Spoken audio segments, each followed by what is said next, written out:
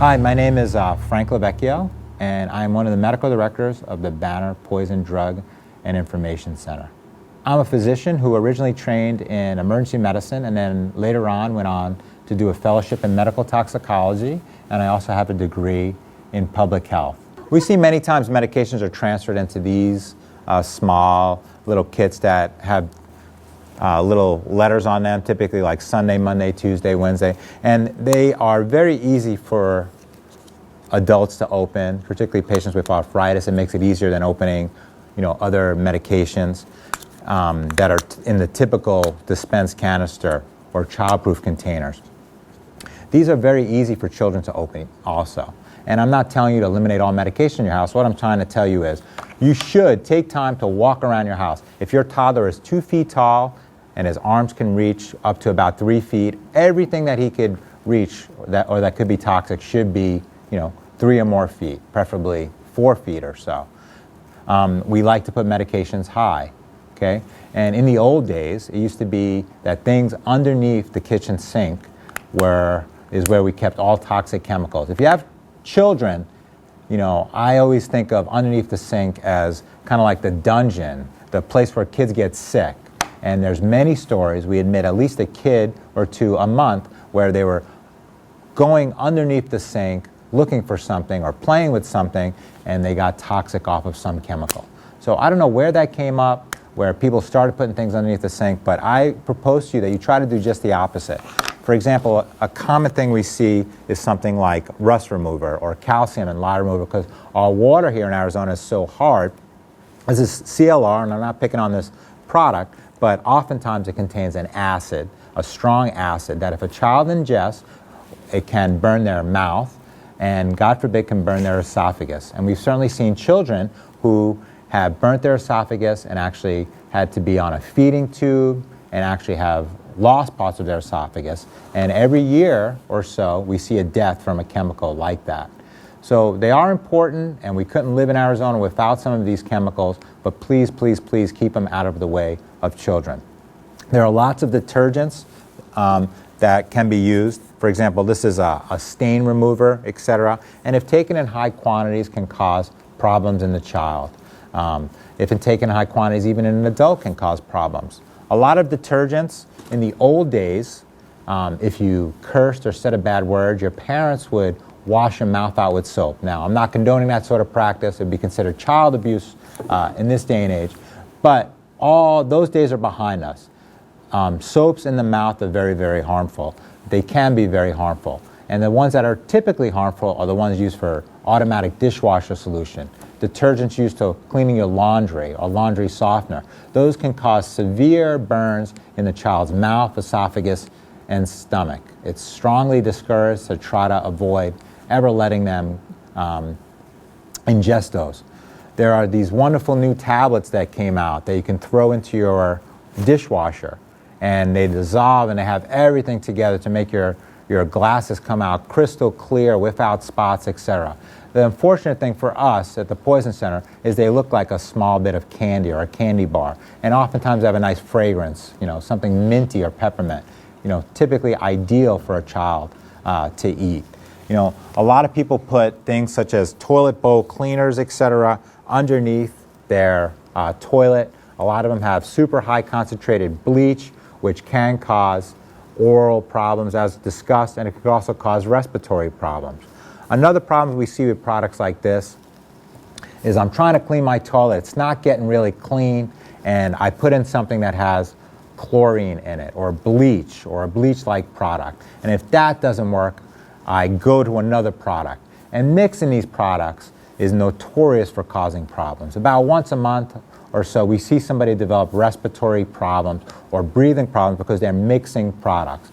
And it's not necessarily that you mix them both into a cup. What happens more commonly is that you spray it around, the stains aren't coming off, and then you might spray it around with a different product and the remnant is still on there. It's always a good idea to wash things thoroughly with water. As a general rule, when you have chemical spills, etc., most of the time water is the solution. The solution to pollution is dilution, we say, or lots and lots of water and irrigation. We see things such as crystal heat drain opener. And most of the controversy is, of course, that whether they open drains or not, really doesn't do that good of a job at opening drains. Lots of times a plunger will do much better. And I will sit here and say I'm not sponsored by any plunger products, but I'll say I'm more of a fan of plungers than acid or bases, okay? Because it's very hard to get sick with a plunger. You take a mouthful of this and you can get very, very sick, okay? We've seen certainly adults intentionally kill themselves with this, and we've certainly seen kids that have lost their stomach, and it gets very difficult for many of them have required for the rest of their life. They have to go on feedings through a feeding tube that takes the place of their stomach. The other place where we see lots of problems is in the yard. And in general, as a safety idea, there's some pesticides that are very, very safe for children. The great majority of them, if taken in high concentration, can cause a problem. We see this one, has something like pyrethrin in it, which is generally very, very safe if a child gets exposed to it. But sometimes the vehicle or what it's put in is a problem. What I'm trying to say is, it's just not the pure weed killer or the pure insecticide. Many times they put it in a hydrocarbon or something like gasoline.